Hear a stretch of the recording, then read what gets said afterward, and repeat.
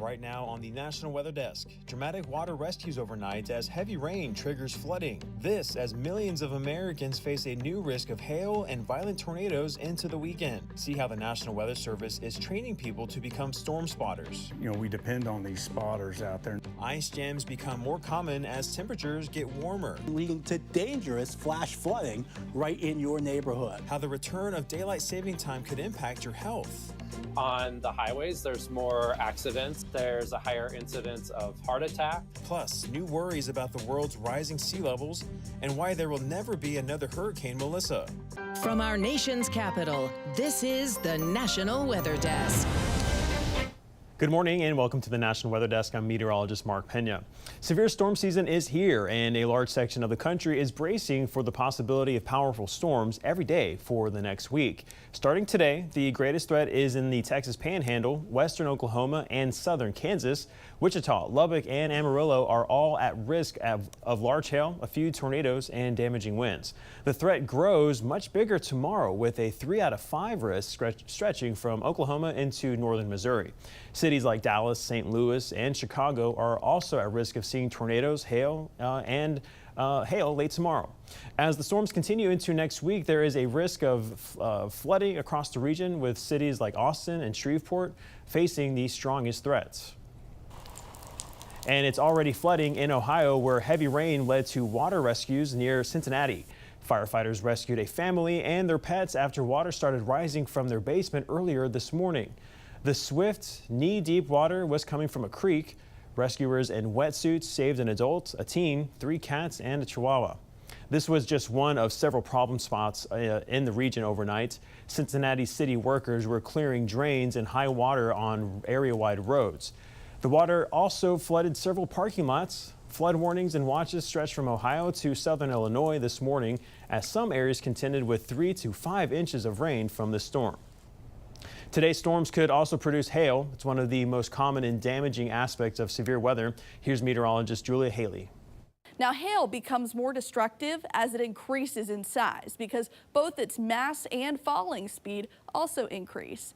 So quarter-size hail, around 1 inch, meets the severe threshold. A 1-inch hailstone falls around 50 miles per hour, while a 2-inch hailstone, which is the size of a hen egg, can fall near 70 miles per hour, producing a much greater impact. Large hail can cause serious injuries and significant damage. Seek shelter inside a sturdy building or covered area, and do not stay outside when hail is falling. As severe weather season gears up, local National Weather Service offices are offering classes to train storm spotters. It's a crucial way they get information about dangerous weather. Danielle Julio-Cano, MSA from Tulsa, Oklahoma, has more. Personnel from the National Weather Service will teach residents how to identify storm structure, understand watches and warnings, and safely report severe weather. We know severe weather season, generally speaking, April, May, and June. But over the past couple of years, we've seen severe weather possible in March, just like with what we're potentially dealing with over the next couple of days, and especially on Friday. News Channel 8's meteorologist Joy Bettenhausen says she's taken the class herself. We'll talk about storm structure, so if you are in the field spotting, you know exactly what to look for. We'll talk about watches and warnings, so maybe you're a community member and you're a little nervous about severe weather season. You can show up and be prepared. We asked Rogers County Emergency Management Director Scotty Stokes, when severe weather hits, how much does the National Weather Service rely on volunteers and how reliable are they? He says, When severe weather events occur, your tornado, severe thunderstorms, things of that nature, we depend on these spotters out there. And these spotters may be made up of citizens, maybe made up of police, fire, even some EMS agencies. They get out there and they'll share that information. Storm spotting is not something to take lightly. Being in the field during severe weather can be dangerous, which is why proper training is critical.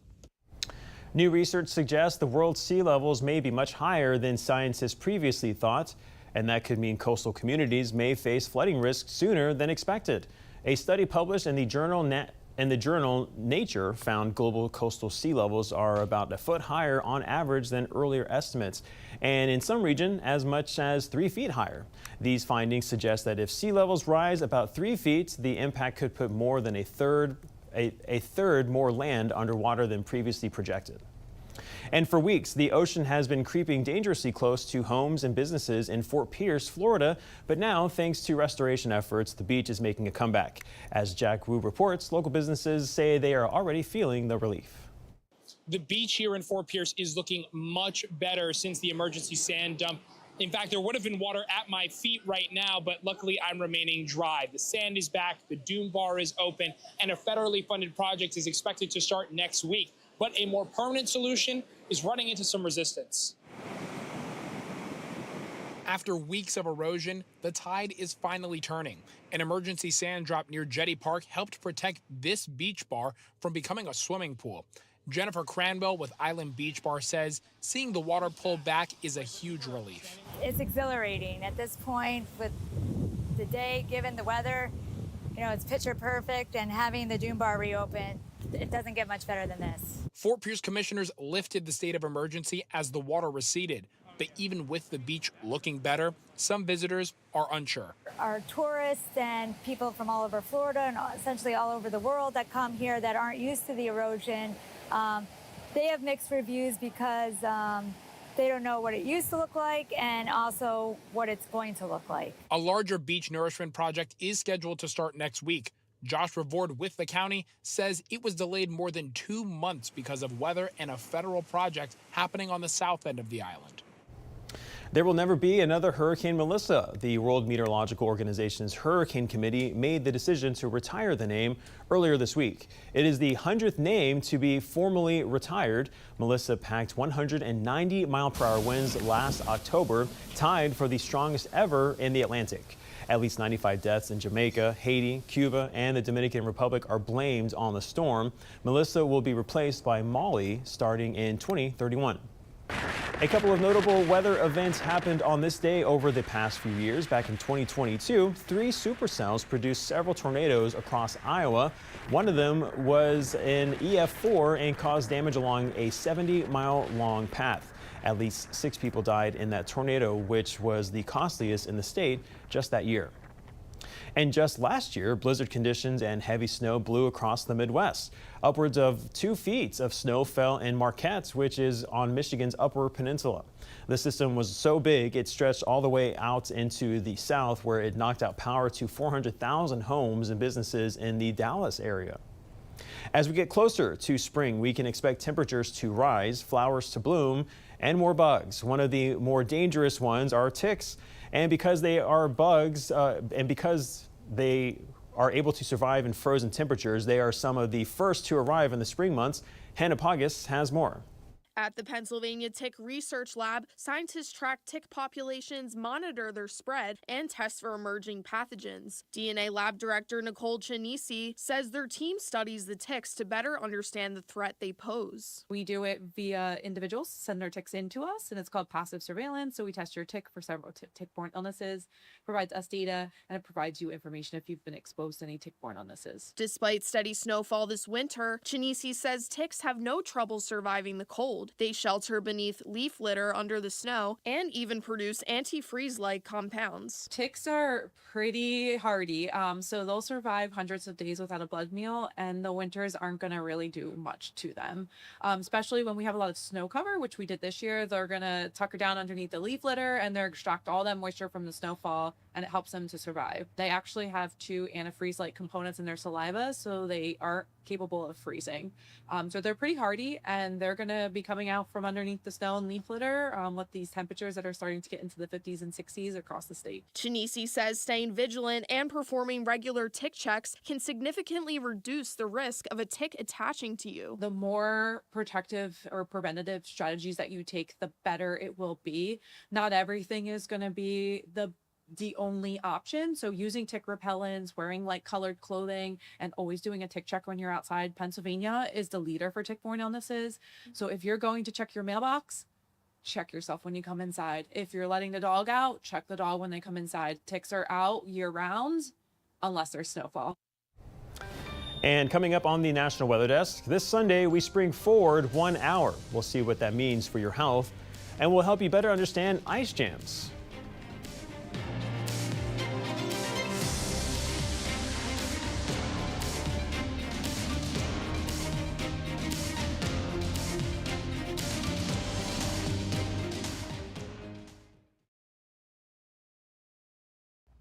I'm meteorologist Charlie Lopresti with Look at the Northeast. We have a round of precipitation, mainly rain here, moving through New York, New Jersey, and through southern New England this morning.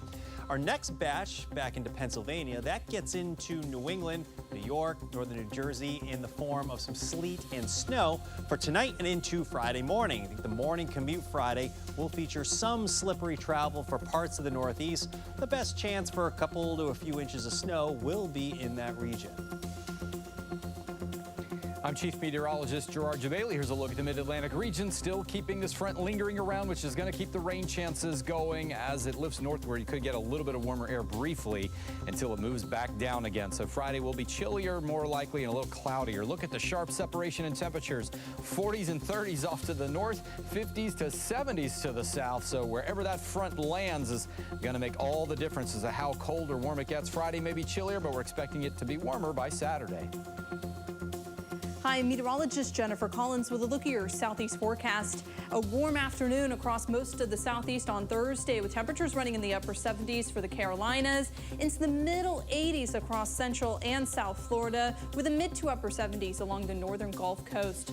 A few passing clouds for parts of the southeast, the chance for a few coastal showers across the northern Gulf Coast and across West Florida too during the afternoon. Could see an isolated shower and storm, otherwise dry for most of the Carolinas.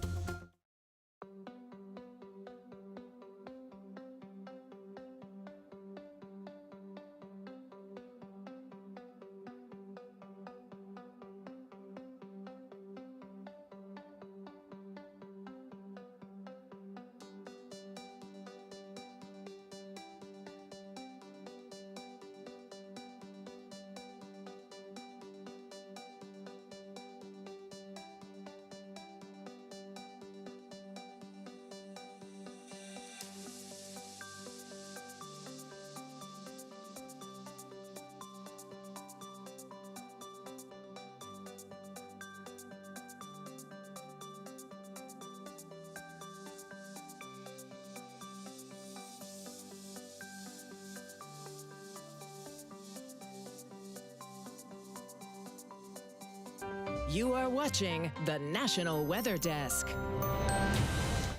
As we mentioned earlier, it's severe weather season, and with the south seeing thunderstorms and possibly tornadoes, we want to remind you how to prepare and stay safe if you're ever in an area with a tornado threat. Here's North Carolina meteorologist Tyler Vangie.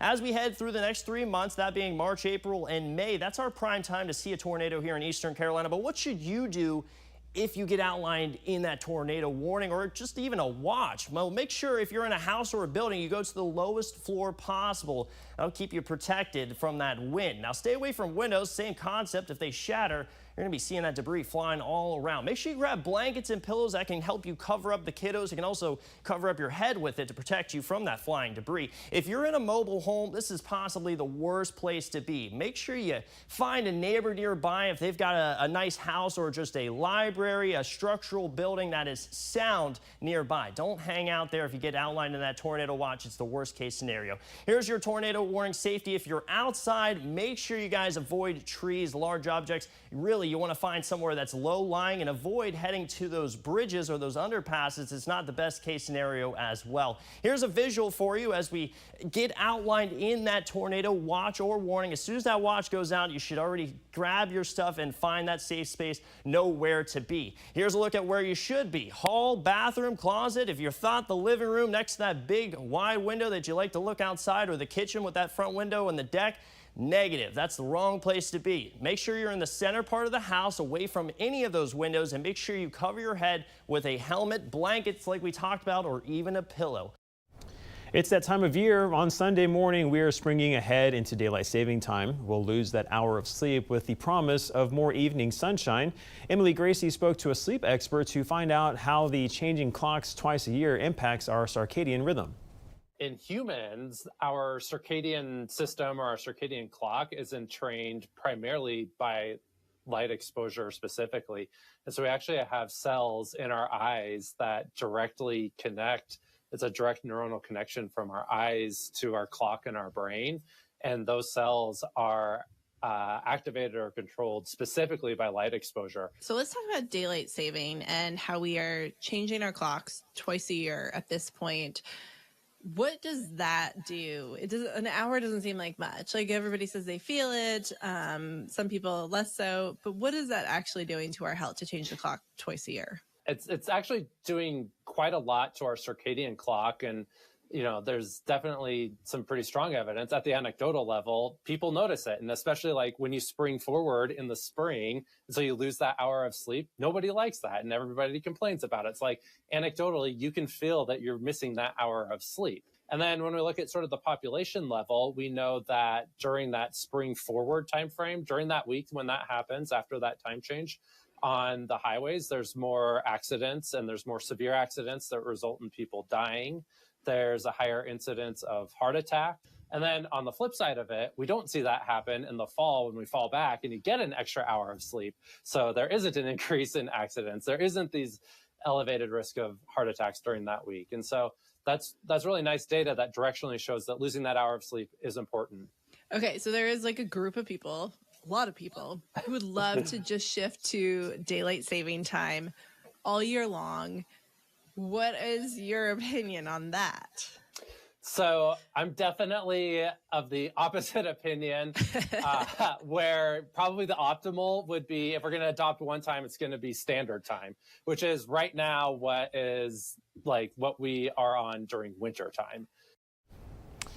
With what many call a successful Wisconsin sturgeon spearing season in the books, biologists are turning their attention to the next round, the season for spawning. And as Eric Peterins reports from Green Bay, volunteers are needed for the group called the Sturgeon Guard. Around the Winnebago system, there's about 70 different spawning sites, and it is extremely difficult for just the game wardens and myself to monitor them all at once. Enter the Sturgeon Guard. DNR sturgeon biologist Margaret Stadig says vest-wearing volunteers are expected to be at least 10 of the familiar places like Bamboo Bend along the Wolf River in Shiocton. The Guard meets volunteers and provides helpful information, but that's not all. On the Wolf River alone, there is about 125 miles between Lake Poygan and the Shawano Dam, which is kind of that last stop for the sturgeon. But there's also river miles all the way down the Fox River and on the Little Wolf and on the Embarrass River and all of those tributaries of the Fox and the Wolf River that also need to be monitored. Stadig says during the spawning season, sturgeon can be vulnerable to poaching and other disturbances. She says the prehistoric fish need water temperatures to be about 53 degrees before spawning activity typically begins. She says the season can last a matter of days or weeks or even more. She says having the Sturgeon Guard partnership is valuable. When it comes to the sturgeon management, I mean, it really is a collaborative effort, and it is because of all the collaborative efforts from Sturgeon Guard and all the conservation groups and the DNR that we have such a great population out here. South Carolina is expanding its wildfire response and gearing up for the season with upgraded equipment on the ground and in the air, with the aim to attack fires quickly while better protecting firefighters. Will Rowe has that story. The South Carolina Forestry Commission is celebrating a major milestone. 100% of its frontline firefighting dozers are now enclosed cab units within their 15-year safe service life. That means no more open cab bulldozers with nothing but wire between the firefighters and the flames. If the fire does get really aggressive, they have an enclosed cab that's protecting them from the smoke and not inhaling that all day. You know, somewhere to shelter if the fire does get really bad and they need to retreat. That cab and the glass provides filtration and also greater protection.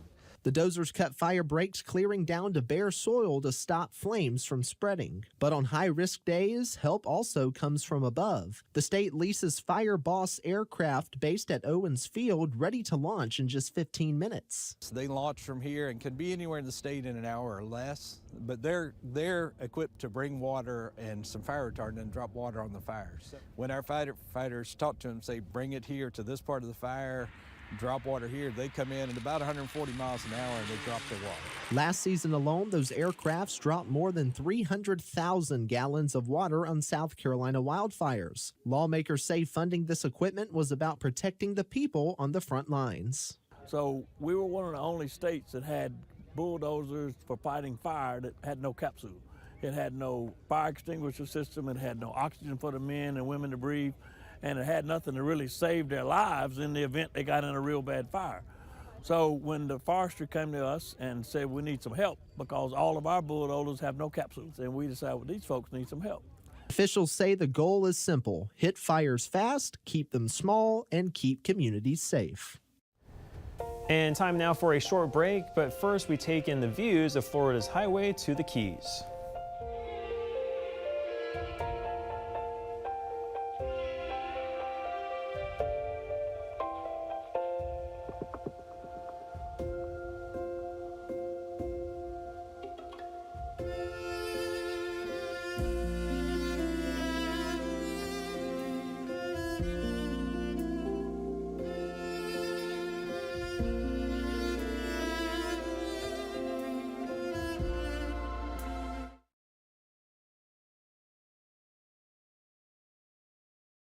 Well, a very good Thursday morning, everyone. I'm meteorologist Andrew Buckmichael. Still quiet across the upper Midwest, but we've got this persistent rain that's been just hammering the Ohio Valley the last several days. Jumping into the day tomorrow, we will have some scattered rain across a lot of the Midwest, even a little bit of wintry mix there out across the northern plains. That cooler air tries to push in a little bit more on Saturday, pushing that rain still into the Ohio Valley. Well, good Thursday morning to you. I'm meteorologist Chris Huchan. Looking at our forecast today across the region. Going to be keeping an eye out late day. West Texas into the Panhandle, parts of Oklahoma for strong to severe storms develop later in the day into Thursday night. A few of those could have some wind gusts and some hail. And then as we step into Friday's forecast, the focus will be on Texas and Oklahoma and Arkansas. You can see up to an enhanced risk of severe storms. Large hail, damaging winds, can't rule out a tornado. And that's set up Friday heading into the weekend. Well, hi there and a good Thursday morning to everybody. I'm meteorologist Shannon O'Donnell, marching right along, and it's finally lion-like in the Pacific Northwest with stormy skies and showers and thunderstorms from Washington all the way into Wyoming. Look at all that heavy snow, better late than never, showing up over the Continental Divide. With that, a push of gusty winds through Nevada, up to 50 miles per hour today north of Las Vegas. Sunshine back for San Francisco. And that's the scene from here.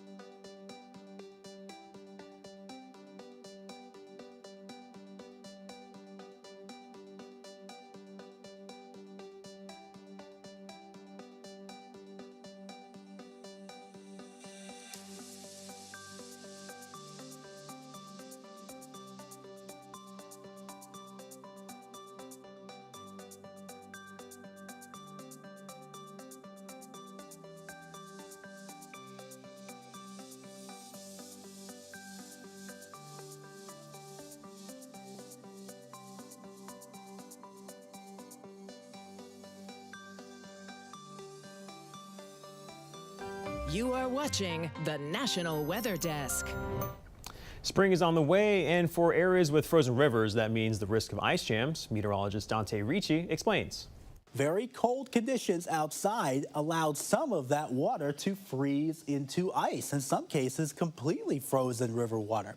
Recent thawing has occurred from warmer temperatures the past couple of days and allowed some of the ice to melt. However, not all of it can melt. It actually breaks into tiny chunks as it pushes itself down the river, flowing with the river water. Unfortunately, though, there are some narrowing areas of the river where the ice can actually collide, and it has trouble getting through that little narrow zone, blocking the flow of water and increasing the water pressure. That can allow the river or stream to quickly rise, overflowing its banks and leading to dangerous flash flooding right in your neighborhood. This flash flooding is the result of what we call an ice jam, a blockage of the water flow due to collision of large frozen chunks of ice within that river, creek, or stream, leading to quick flash flooding with little to no warning.